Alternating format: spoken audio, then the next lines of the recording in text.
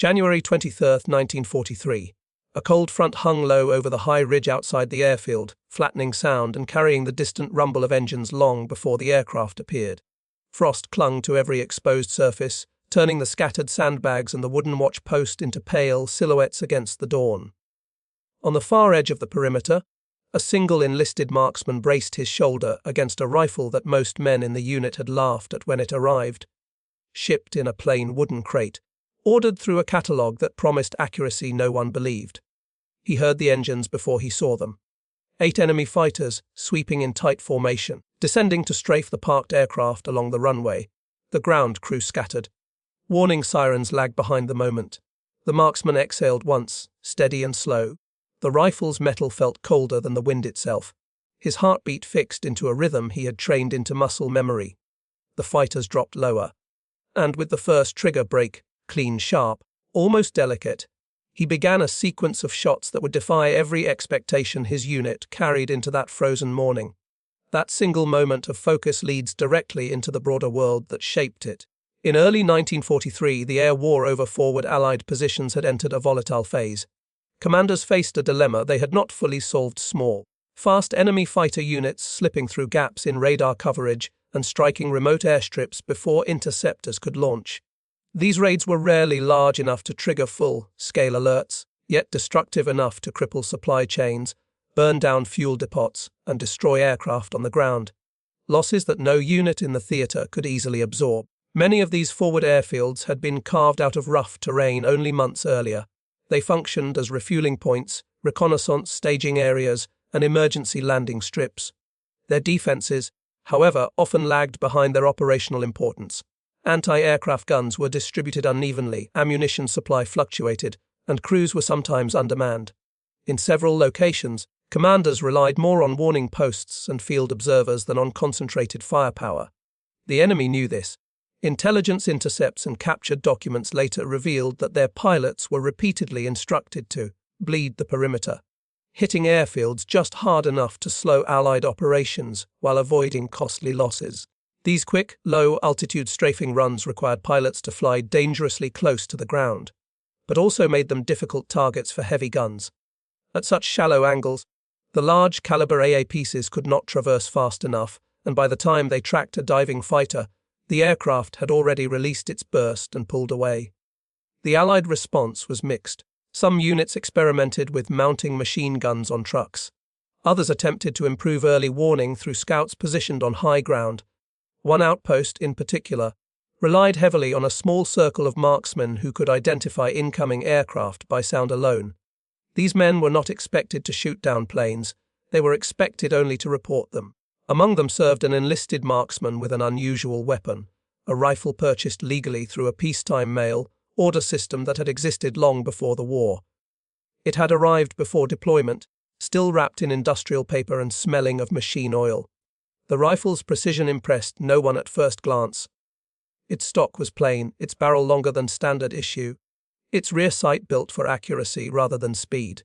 To many in his unit, it looked like a hobbyist piece, better suited for competition shooting than war. But the marksman understood something his peers overlooked. He knew the rifle's ballistics, the way the round held velocity at distance, the consistency of its grouping even in cold air.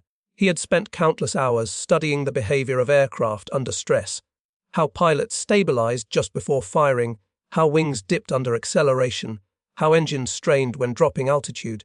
Through practice, he had learned to anticipate the brief moment when a strafing aircraft ceased maneuvering and committed to its attack. The airfield he guarded sat against a ridge that offered both elevation and a narrow field of fire. The enemy had used this vulnerability repeatedly. Over the previous weeks, several strafing runs had set fuel drums ablaze and torn through mechanics' tents. Pilots returning from reconnaissance missions often found their landing zone scorched or temporarily unusable. Tension grew with each raid and frustration simmered within the ranks. By late January, command expected another attack. Recon reports suggested an enemy fighter detachment had been repositioned closer to the front. Patterns from earlier strikes hinted that they favored early morning raids, exploiting low sunlight to blind defenders and conceal their approach.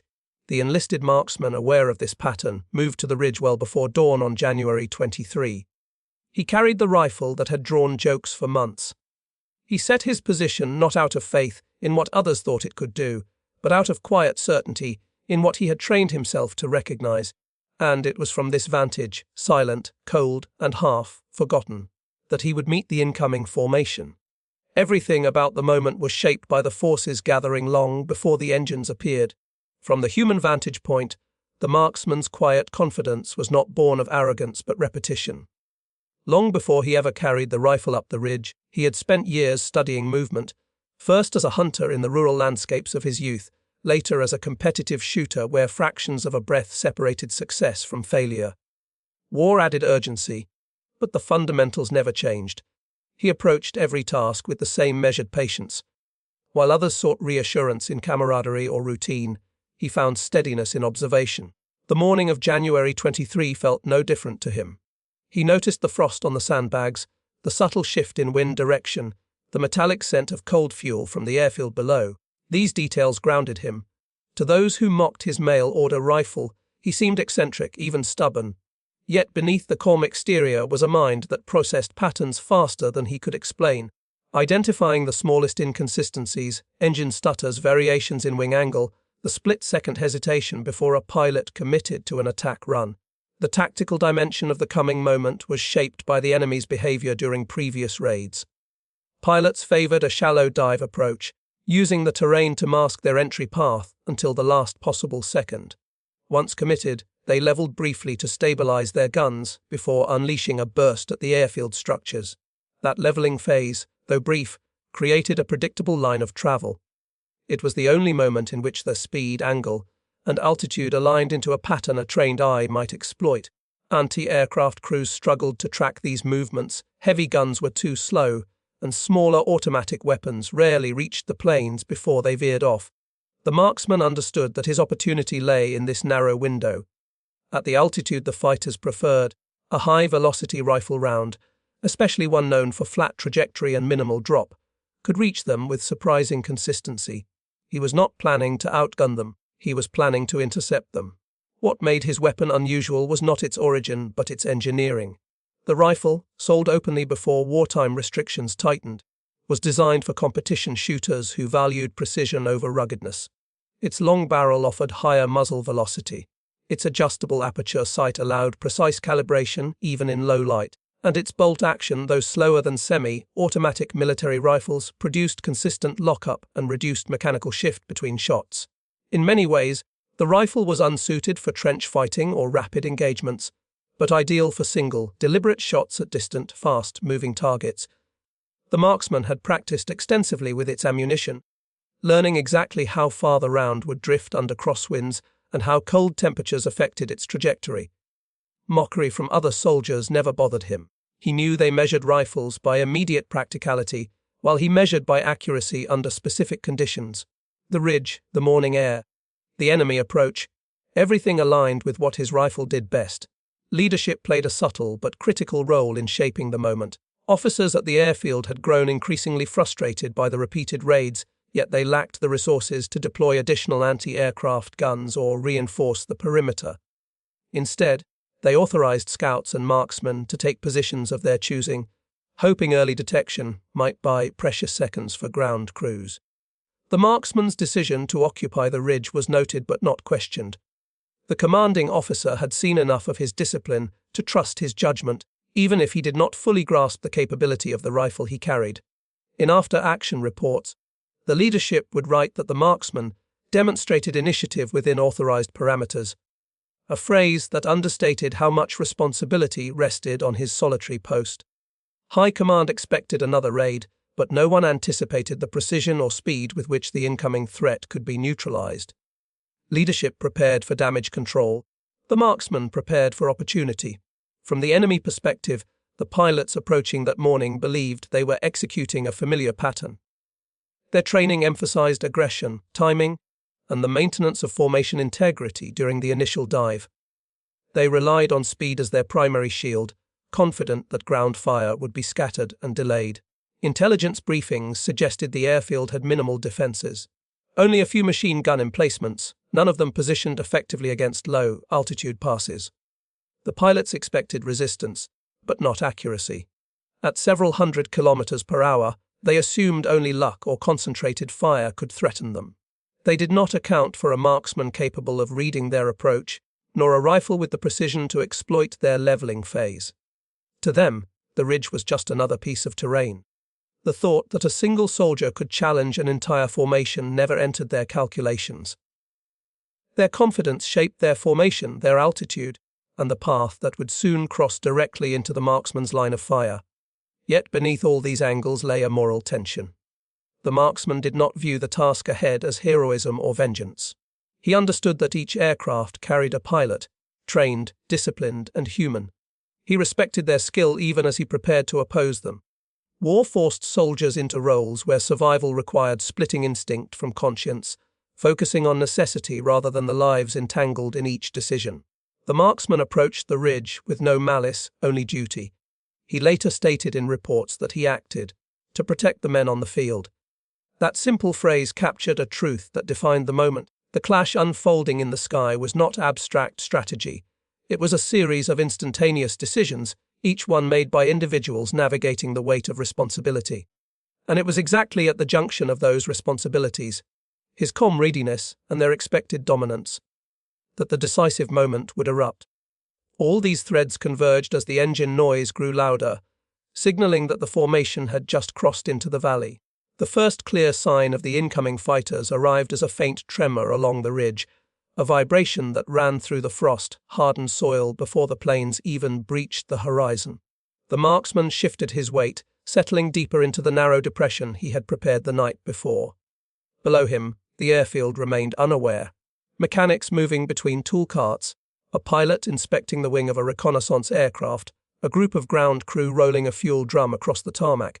They had minutes at most. At 0641, the formation appeared, 8 fighters, flying in loose echelon, engines resonating in a synchronized rise and fall as they descended along the valley's curve. Their lead pilot maintained a shallow angle, mirroring the tactic that had carried them safely through previous raids. The sun, still low, threw a glare across the airfield, exactly as they intended. The defenders would see silhouettes, not details. For a moment, the marksmen simply watched, reading their altitude, estimating their speed, calculating the likely trajectory of their first attack pass. At 06:42:07, the fighters leveled. That small adjustment, barely perceptible to most observers, was the trigger he had been waiting for. Leveling stabilized their wings, aligned their guns, and committed them to a fixed path for several precious seconds. He raised the rifle, exhaled gently, and focused not on the aircraft as a whole but on the narrow point just behind the engine cowling where the pilot's silhouette sat framed by metal and glass. The first shot broke with a crisp, metallic echo across the ridge. The round reached its target faster than the sound could return. The lead fighter wobbled, veered left, and then dipped sharply as smoke erupted from the cockpit. The pilot, struck before he could react, lost control instantly. The aircraft spiraled downward in a sudden, catastrophic descent, hitting the valley floor in a burst of fire that jolted the remaining formation. But the marksman was already chambering his second round. At 06:42:18, the second shot left the barrel. This time the target was the right flank aircraft, whose pilot instinctively turned toward the ridge after witnessing the leader fall. The round penetrated the canopy, and the plane lurched violently before rolling onto its side and crashing into the slope below. A burst of tracer fire erupted from one of the fighters as the formation attempted to suppress what they believed was an anti-aircraft position. Their fire overshot the ridge entirely. The marksman remained composed, adjusting for the fighter's new vector as they attempted to break away. At 06:42:32, his third shot connected, this time striking the engine manifold of a diving fighter. Flames erupted instantly, and the aircraft disintegrated mid-descent. By now, the surviving pilots had realized they were under accurate, pinpoint fire from the ridge. They attempted to scatter, some pulling hard to gain altitude, others diving to mask themselves against the valley floor. Their evasive maneuvers, however, forced them into predictable arcs. The marksman exploited every one. Between 06:42:40 and 06:43:15, he fired 5 more rounds. Each shot followed a precise logic, leading the aircraft by centimeters, compensating for speed and angle. One round pierced an oil line, sending a fighter trailing smoke before collapsing into a ravine. Another caught a pilot as he pulled into a steep climb, the aircraft stalling and then dropping in a fatal tumble. Another struck the wing root of a fighter attempting to escape westward, shearing its control authority and sending it into a rolling dive. By the time the final shot echoed through the valley, the sky had transformed from an organized formation into a chaotic scattering of wreckage and smoke trails. 3 minutes had not yet passed. 8 fighters had entered the valley. None remained operational. Down at the airfield, the delay in warning sirens mattered no longer. Ground crews stood frozen, watching the last plume of smoke rise from beyond the ridge. The marksman lowered the rifle slowly. His heartbeat remained steady. The cold wind cut through the quiet, the roar of engines replaced by an eerie stillness. And as that stillness settled over the valley, the true implications of what had just occurred began to form in the minds of those who witnessed the aftermath. In the minutes following the final crash, the valley remained unnaturally quiet. Smoke drifted upward in thin, wavering columns, rising against the pale sky as the morning sun finally cleared the ridge. Only then did the airfield react fully. Mechanics abandoned their tools, pilots sprinted from their tents, and the commanding officer rushed from the operations hut, still fastening his coat as he scanned the horizon for the threat that had evaporated faster than any alarm could sound. As 06:45, the first reconnaissance team moved toward the base of the ridge. They expected to find evidence of anti-aircraft fire.